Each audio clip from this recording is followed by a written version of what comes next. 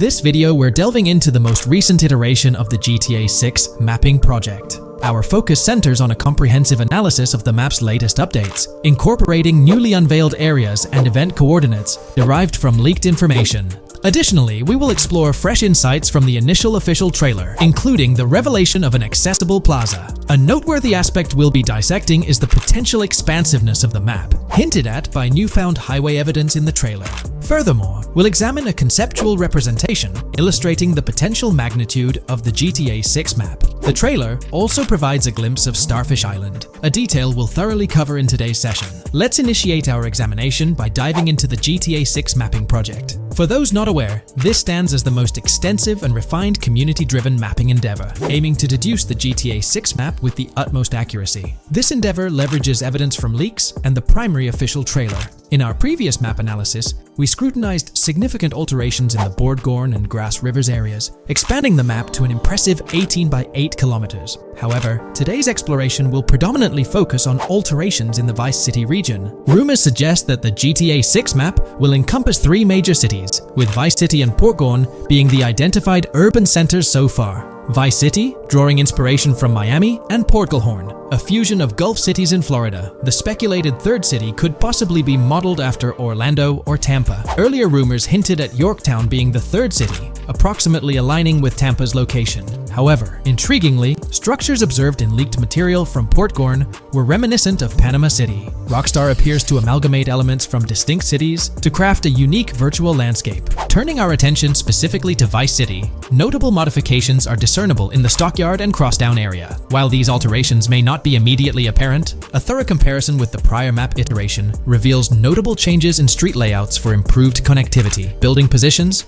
including the relocation of the Jack of Hearts nightclub, featured in leaks and the trailer, signify significant shifts. Adjacent structures visible in the trailer's music video shoot scene have undergone subtle rearrangements. A noteworthy addition to the GTA 6 mapping project encompasses events gleaned from leaks, introducing a dynamic layer to our understanding of the evolving landscape. At present, we've pinpointed 4 events on the map, marked by light blue dots. These events include the missing persons poster at the liquor store, the big cat cage roof at Everyday Art Elephant, and the Everyday Art Sidewalk Creep, all clustered around the Crosstown SL Stockyard area. Meanwhile, there have been notable changes in the Vice River area, with some buildings rearranged and brought closer to the river. The overall shape of this area has also been altered, and a new marina building near the airport has been introduced, based on recent evidence. Another significant alteration concerns the incorporation of Ica and Belleville into Vice City. While their status remains speculative, with their names displayed in red, Ica is purportedly inspired by Alapata, a neighborhood in Miami-Dade, while Belleville draws parallels with Brownsville.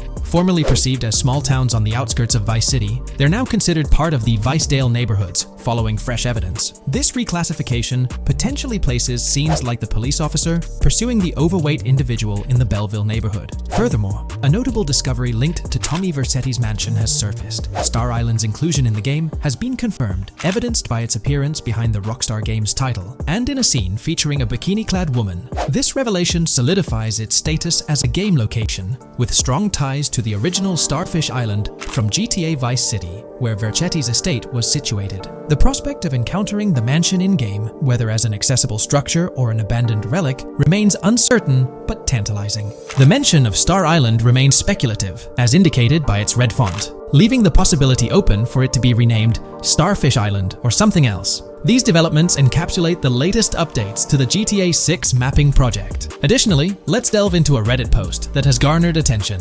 I'm still very intrigued by the prospect. This is a full accessible plaza.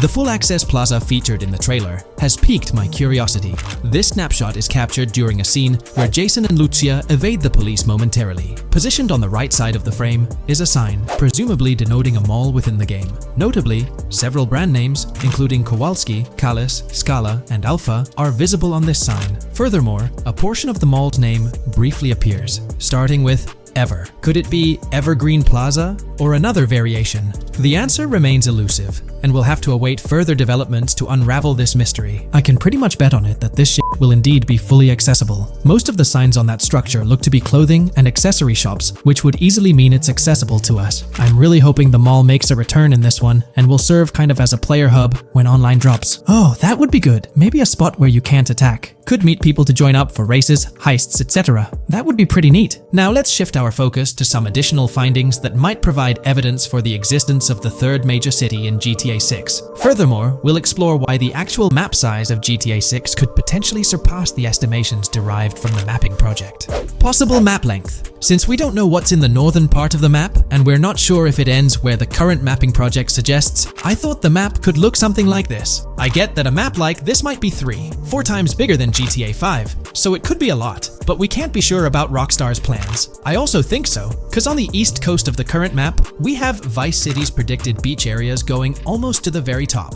Kind of feels like the map shouldn't just end there. And if Port Gellhorn is based on Fort Myers, then maybe Tampa and Orlando could be there too. But with the current borders, there's not enough space even for a small town. Also, shaped like this, the map would resemble actual Florida more. What do you think? Now, here's something to ponder. If the map indeed resembles this depiction, it would be quite astonishing. It's intriguing how the leaks have remained silent about the northern portion of the map. I'm curious to hear your thoughts in the comments. How far north do you speculate the map extends? Do you reckon it's just slightly beyond what's revealed in the mapping project? Or could there be a substantial unseen territory? Shifting gears, let's delve into a significant discovery. An observation on the size of the map using highway exits as a guide. I believe that 2 blink and you'll miss them shots from the trailer, combined with something I saw in the leaks, have given us a serious hint as to just how big the map for GTA VZ might turn out to be. Specifically, north-south. The first is the shot of the man grabbing his crotch while stopped on the side of the highway. Specifically, the highway exit signs in the background. They suggest that this shot is being taken from just north of exit 14 on the highway, if turning left has you going east and turning right has you going west. What's more, the GTA VZ mapping project believes that the highway that this shot is taken from is Interstate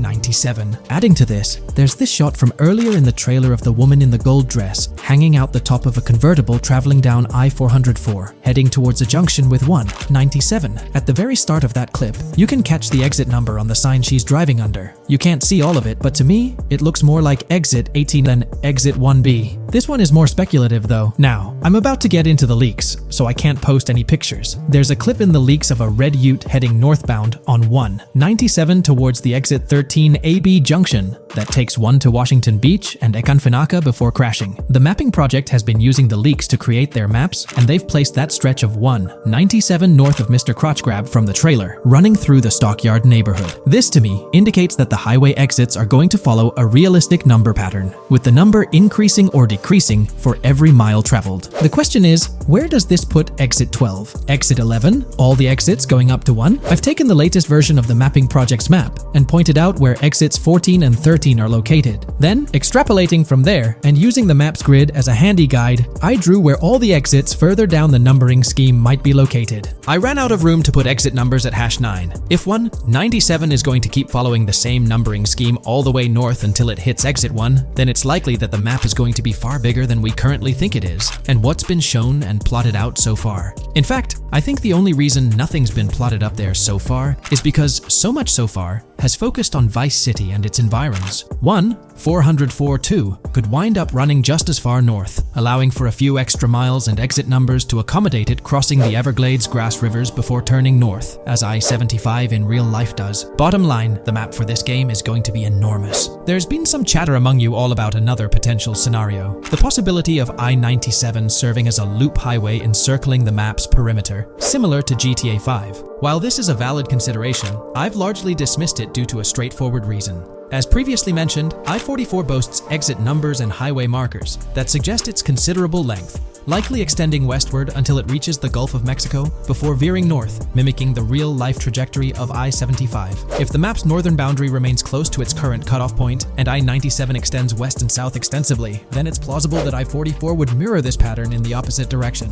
While the notion of 2 loop highways isn't entirely implausible, it could potentially introduce redundancy. Additionally, in GTA 5, the loop highway wasn't simply labeled under one name. The segment along the coast was dubbed the Great Ocean Highway, while the inland stretch traversing the desert was referred to as the Sonora Freeway. Moreover, within Los Santos, various freeways possess distinct names and numbers, even when merging seamlessly, such as the Del Perro, La Puerta, and La Mesa freeways. My hypothesis currently is that there is a loop highway, but that one, 97 and I-404, are 2 halves of it. They both start in Vice City and intersect in Crosstown. 1. 97 runs up the Atlantic coast. 1. 404 runs west through the Grass Rivers and then turns north to run up the Gulf Coast, and they both meet at a point further north. Whether that point is a city, a smaller town, or something else, that is still unknown. Feel free to drop your thoughts in the comments regarding everything covered in today's video, particularly this astonishing discovery. There's substantial evidence hinting at a larger map size, but I'm eager to hear your input,